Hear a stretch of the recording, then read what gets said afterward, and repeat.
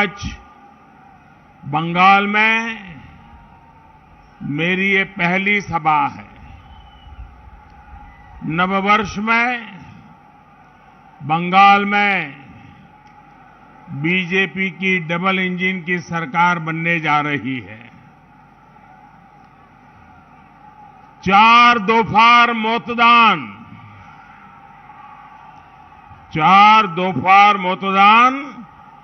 TMC होलो खान खान।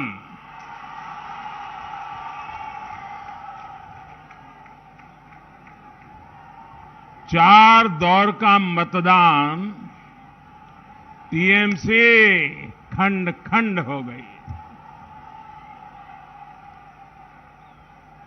बाकी 4 दोफार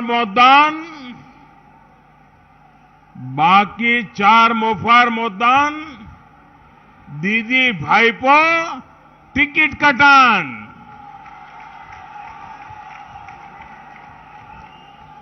बाकी 4 बार का मतदान दीदी भाईपो का पत्ता साफ। 5वें चरण के मतदान में भी कमल के फूल पर बटन दबा करके भारतीय जनता पार्टी की सरकार बनाने के लिए आज सुबह से बहुत बड़ी तादाद में लोग निकले हैं। बहुत भारी मतदान हो रहा है। मैं अब तक मतदान करने वाले सभी मतदाताओं का हृदय से बहुत बहुत अभिनंदन करता हूं और उनका धन्यवाद करता हूं। साथियों, आसनसोल हो, दुर्गापुर हो, इस पूरे क्षेत्र में बंगाल ही नहीं बल्कि देश के औद्योगिक विकास का प्रमुख केंद्र बनने की क्षमता बहुत पहले से है, हमेशा से है। द्वारकानाथ टैगोर जी, राजेंद्र मुखर्जी, वीरेंद्रनाथ मुखर्जी जैसे अनेक व्यक्तित्वों ने इस क्षेत्र की संपदा को देश की आत्मनिर्भरता के संकल्प रूप में आगे बढ़ाया। साइकिल से लेकर रेल तक, पेपर से लेकर स्टील तक, एल्यूमीनियम से लेकर ग्लास तक, ऐसे अनेक कारखानों में यहां की फैक्ट्रियों में काम करने के लिए पूरे देश से लोग यहां आते हैं। आसनसोल एक प्रकार से लघु भारत है। हिंदुस्तान का हर व्यक्ति यहां एक मिल जाएगा। लेकिन बंगाल में जो सरकारें रही, उनके कुशासन ने आसनसोल को कहां से कहां पहुंचा दिया। जहां लोग चाकरी के लिए आते थे, आज यहां से लोग पलायन हो रहे हैं। मां, माटी, मानुष की बात करने वाली दीदी ने यहां हर तरफ माफिया राज फैला दिया है। आसनसोल की प्राकृतिक संपदा को लूटने के लिए कोयला माफिया, नदियों की बालू को लूटने के लिए अवैध खनन माफिया, सरकारी जमीन पर कब्जे के लिए भू माफिया। साथियों, यहां सालनपुर, बाराबनी, जमुरिया, रानीगंज, उखड़ा, बल्लालपुर से लेकर बांकुड़ा बॉर्डर तक अवैध कोयला खनन का साम्राज्य फैला हुआ है। यहां का कोयला, रेत और दूसरे खनिजों को काला माल कहा जाता है। किस किस तक पहुंचता है, ये हर कोई जानता है। बंगाल के ट्रक वालों को, ट्रांसपोर्ट से जुड़े साथियों को, यहां के उद्यमियों को जो बाइपो टैक्स देना पड़ता है, वो भी बंगाल के लोग भली भांति जानते हैं। साथियों, इस चुनाव में आपका एक वोट सिर्फ टीएमसी को साफ करेगा इतना ही नहीं है, बल्कि आपका एक वोट यहां से माफिया राज को भी साफ करेगा।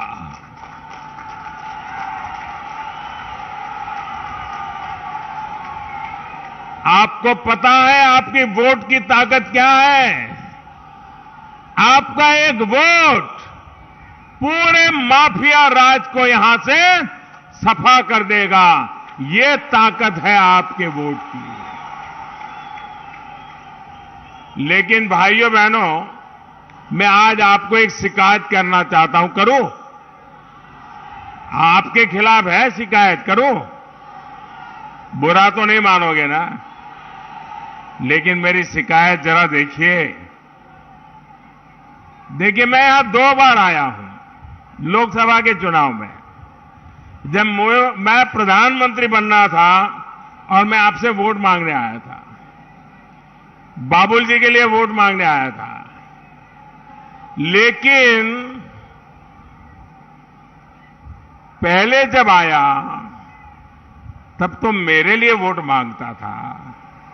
फिर भी 1/4 लोग भी नहीं थे सभा में।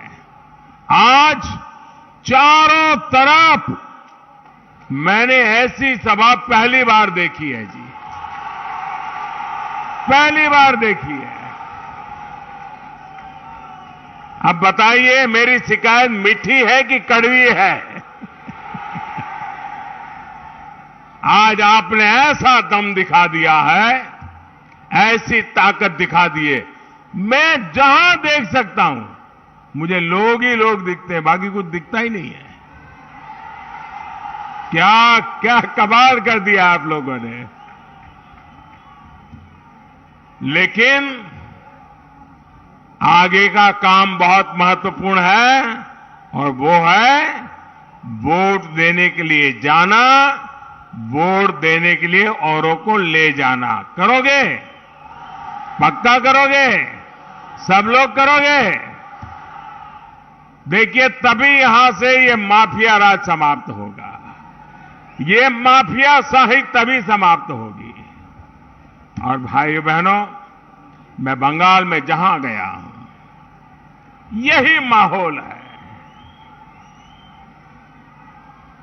और उधर क्या है? दीदी, ओ दीदी,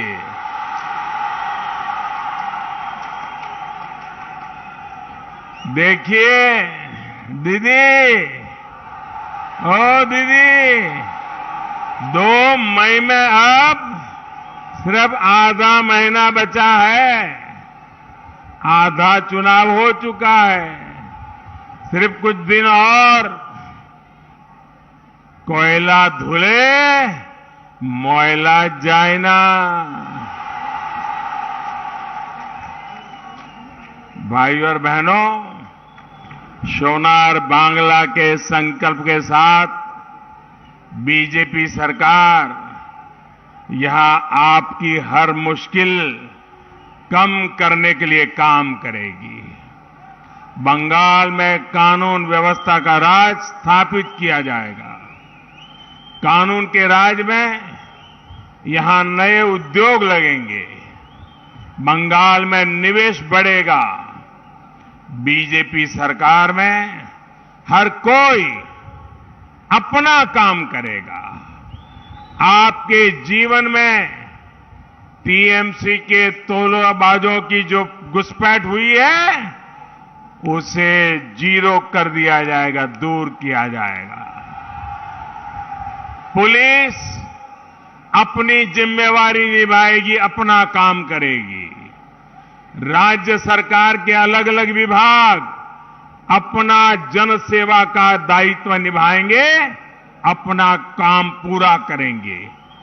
प्रशासन अपनी जिम्मेवारियों को निभाते हुए जनता जनार्दन की अपेक्षाओं को पूरा करने के लिए दिन रात काम करेगी और सरकार अपनी जिम्मेवारियों को पूरा करने के लिए काम करेगी। और बीजेपी का कार्यकर्ता मैं आपको विश्वास दिलाता हूं, आपकी सेवा में हरदम खड़ा रहेगा। और इसमें जो भी खेला करने की कोशिश करेगा, उस पर कानून के तहत उतनी ही सख्त कार्रवाई भी होगी। भाई और बहनों, दीदी ने बीते 10 सालों में विकास के नाम पर आपके साथ विश्वासघात किया है। विकास के हर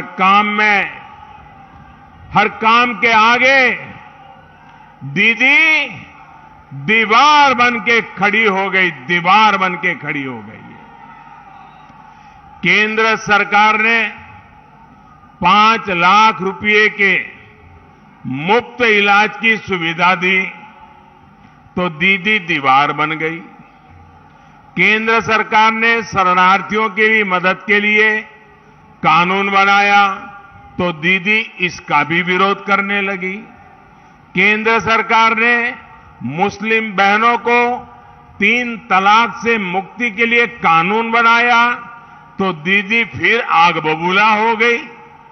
केंद्र सरकार ने किसानों को बिचौलियों से मुक्त करने वाले कानून बनाए तो दीदी विरोध में उतर आई।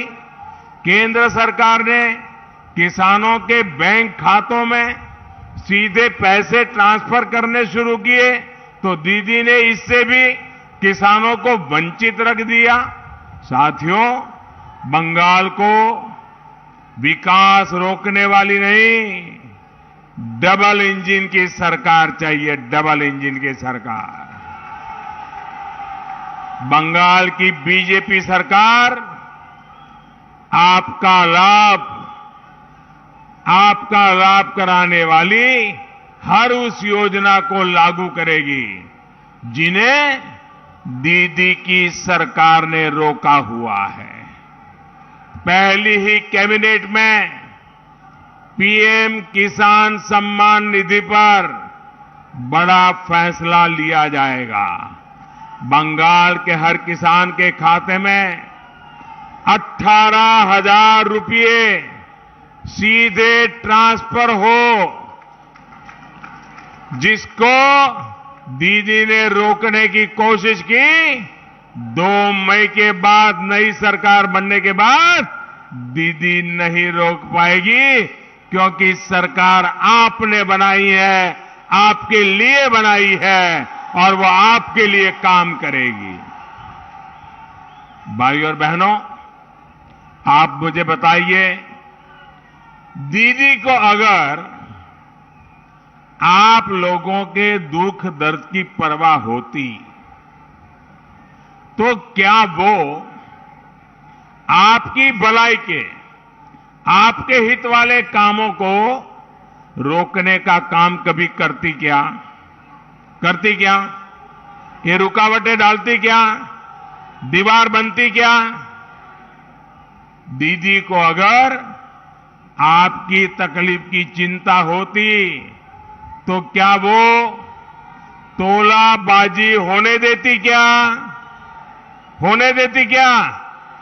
तोलाबाजी होने देती क्या?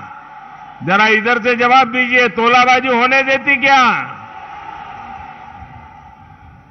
सिंडिकेट को आगे बढ़ाती क्या? कट मनी वसूलने देती क्या? वो साथियों, दीदी अपने अहंकार में दीदी इतनी बड़ी हो गई है कि हर कोई उन्हें अपने आगे छोटा दिखता है। केंद्र सरकार ने अनेक बार अनेक विषयों पर बात करने के लिए बैठकें बुलाई हैं, लेकिन दीदी कोई न कोई कारण बताकर इस बैठकों में नहीं आती। जैसे कोरोना पर पिछली 2 बैठकों में बाकी मुख्यमंत्री आए, लेकिन दीदी नहीं आई। नीति आयोग की गवर्नेंस काउंसिल की बैठक हो, बाकी मुख्यमंत्री आए, लेकिन दीदी नहीं आई। मां गंगा की सफाई के लिए देश में इतना बड़ा अभियान शुरू हुआ, लेकिन दीदी उससे जुड़ी जो बैठक होती है उसमें भी नहीं आई। 1-2 बार न आने को तो समझ में आता है साथियों, लेकिन दीदी ने यही तरीका बना लिया है। दीदी बंगाल के लोगों के लिए कुछ देर का समय नहीं निकाल पाती, ये उन्हें समय की बर्बादी लगता है। और जब दीदी के तोलाबाज कोरोना के दौरान भेजे गए राशन को लूटते हैं, तो वो उन्हें खुली छूट देती है। केंद्रीय टीमें चाहे सहयोग के लिए आए या फिर करप्शन की जांच के लिए, दीदी उनको रोकने के लिए पूरे संसाधन लगा देती है। दीदी केंद्रीय वाहिनी ही नहीं, सेना तक को बदनाम करती है। राजनीति के लिए झूठे आरोप लगाती है। दीदी खुद को देश के संविधान से ऊपर समझती है।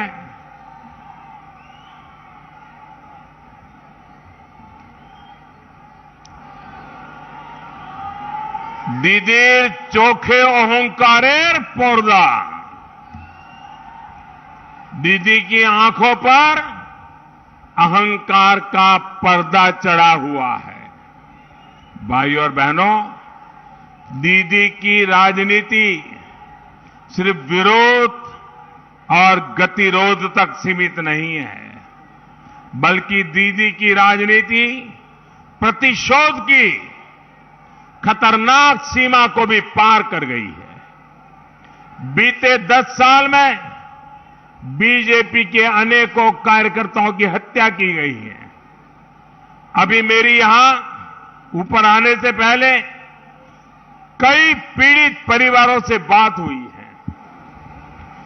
दीदी की वजह से न जाने कितनी माताओं ने अपने बेटों को खोया है, न जाने कितनी बहनें आज भी अपने भाई का इंतजार कर रही है। दीदी की निर्ममता, उनकी असंवेदनशीलता हमें कुछ दिन पहले ही फिर एक बार दिखाई दी है, सुनाई दी है। साथियों, कुछ बिहार में जो हुआ उस पर कल एक ऑडियो टेप आपने सुना होगा। वो ऑडियो टेप सुना क्या आपने? सुना? 5 लोगों की दुखद मृत्यु के बाद दीदी किस तरह राजनीति कर रही है, ये इस ऑडियो टेप के अंदर साफ साफ खुल गया है, सामने आता है। इस ऑडियो में कुछ बिहार के टीएमसी नेता को कहा जा रहा है कि मारे गए लोगों के शवों के साथ रैली निकालो। दीदी वोट बैंक के लिए कहां तक जाएगी आप? सच्चाई ये है कि दीदी ने कुछ बिहार में मारे गए लोगों की मृत्यु से भी अपना सियासी फायदा करने की सोची। शवों पर राजनीति करने की दीदी को बहुत पुरानी आदत है। साथियों, दीदी ने बंगाल में यह हाल बना दिया है जनता ने भी जब उनके विरोध की कोशिश की तो उसको कुचल दिया गया। बंगाल की जनता के अधिकार दीदी के लिए कोई मायने नहीं रखते। 2018 के पंचायत चुनाव पश्चिम बंगाल कभी नहीं भूल सकता। वर्धमान से लेकर बांकुरा, वीरभूमि, मुर्शिदाबाद के लोगों को आज भी याद है कैसे उनके अधिकारों को छीना गया। आप सोचिए, बंगाल में 20,000 से ज्यादा पंचायतों में सीधे दीदी के तोलाबाजों को निर्वाचित कर दिया गया। दीदी ने इतना आतंक फैलाया कि 1/3 से भी ज्यादा पंचायतों में कैंडिडेट पर्चा तक नहीं भर पाए। हमले के डर से व्हाट्सएप तक पर नॉमिनेशन फाइल करने पड़े। जीत के बाद भी जनप्रतिनिधियों को पड़ोसी राज्यों में शरण लेनी पड़ी। लोकतंत्र के इस अपमान से, लोकतंत्र को इस तरह कमजोर किए जाने से सुप्रीम कोर्ट तक में नाराजगी जताई, लेकिन दीदी ने लोकतंत्र का सम्मान नहीं किया, लोकतंत्र की परवाह नहीं की। साथियों, बंगाल और भारत के लिए रवि ठाकुर का आदेश है, रवि ठाकुर का आदेश है, चित्तो जेथा भय शून्य, चित्तो जेथा भय शून्य।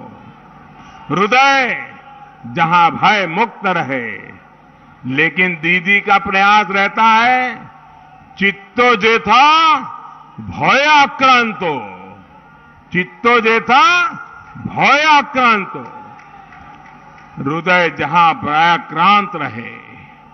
दीदी को इस बार के चुनाव में छप्पा वोट नहीं करने दिया जा रहा तो वो और बौखला गई है। दीदी की गुंडागिरी, मस्तानगिरी का खेला नहीं करने दिया जा रहा है तो दीदी बौखला गई है। दीदी द्वारा हर पैंतरा आजमाया जा रहा है ताकि बंगाल के लोगों को वोट देने से रोका जाए। टीएमसी द्वारा अभियान चलाए जा रहे हैं, चुनाव आयोग पर दबाव बनाया जा रहा है। दिल्ली से लेकर बंगाल तक दीदी ने मोदी के खिलाफ मोर्चा खुलवा दिया है। दीदी, ओ दीदी,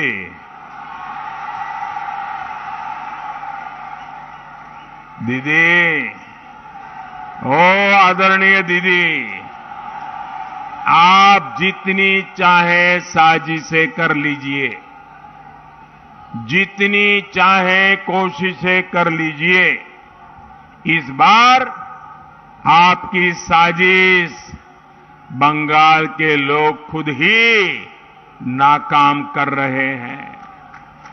इस बार बंगाल के लोगों ने ही आपके खिलाफ मोर्चा खोल दिया है। बंगाल के लोगों ने आप पर अभूतपूर्व विश्वास किया था। अब वो आपको हमेशा हमेशा के लिए एक ऐसा सर्टिफिकेट देने वाली है बंगाल की जनता इस चुनाव में, जो आप जीवन भर घर में लटका करके रख सकती हो। कौन सा सर्टिफिकेट जनता देने वाली है? जो 2 मई को सर्टिफिकेट आने वाला है। वो सर्टिफिकेट आने वाला है भूतपूर्व मुख्यमंत्री, यानी दीदी, ये बंगाल की जनता अब आपको आजीवन एक सर्टिफिकेट देने वाली है, भूतपूर्व मुख्यमंत्री। लेके घूमते रहना। भाइयों बहनों, बंगाल के लोग, बंगाल के लोगों से आपकी नफरत भी महसूस कर रहे हैं। दीदी के करीबी शेड्यूल कास्ट के मेरे भाइयों और बहनों को भिखारी कहते हैं। दीदी चुप रहती है। दीदी के करीबी बीजेपी को वोट देने वालों को बंगाल से बाहर फेंकने की धमकी देते हैं। दीदी चुप रहती है। किसी की दुखद मृत्यु पर दीदी की संवेदना भी वोट बैंक का फिल्टर लगा करके ही प्रकट होती है। दीदी पश्चिम बंगाल आपकी दुर्नीति से परेशान है, इतना ही नहीं है बल्कि बंगाल को आपकी नीयत पर भी शक है। इसलिए पश्चिम बंगाल के कोने से एक ही आवाज सुनाई दे रही है, किच्छु नहीं तृणमूल, किच्छु नहीं तृणमूल, ए बार वोट पोद्दो फूले। कुछ नहीं अब तृणमूल में, इस बार वोट कमल फूल में। भाई और बहनों, 10 साल तक दीदी ने बंगाल को भेदभाव और पक्षपात वाली सरकार दी है। हालत तो ये है कि स्पोर्ट्स क्लबों,